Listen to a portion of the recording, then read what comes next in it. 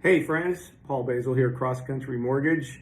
Well, here it is in January. I hope all of you had a wonderful holiday season, and I hope you were all able to find some joy and peace and relaxation in December and early January.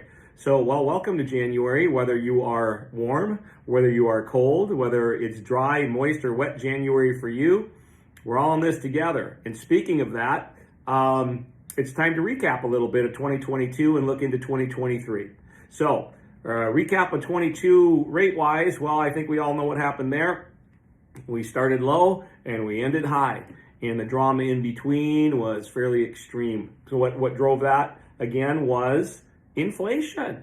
So we had some policies going on starting in early 2020 that carried on, well into late 2021.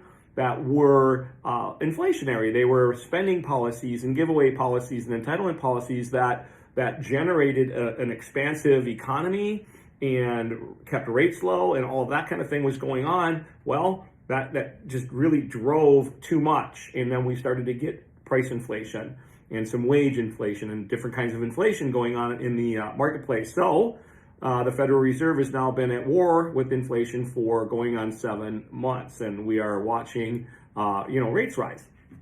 So that's a quick recap of 22.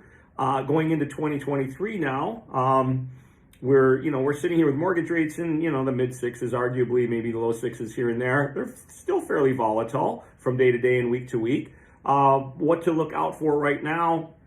It's hard to say. We need February data. February data, what I mean by that is the January activity is going to be reflected in February numbers. So we're waiting on February numbers to show, what's really going on here after the new year. So, but for now, we are still seeing some government spending. They passed a gigantic, spending bill here over the holidays, kind of quietly.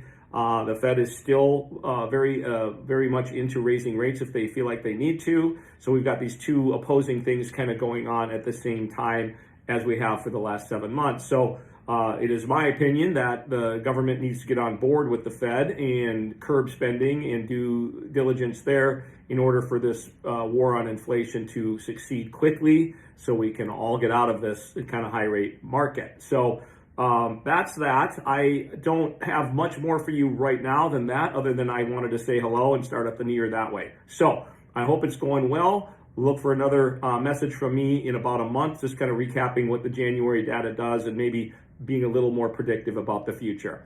Take care.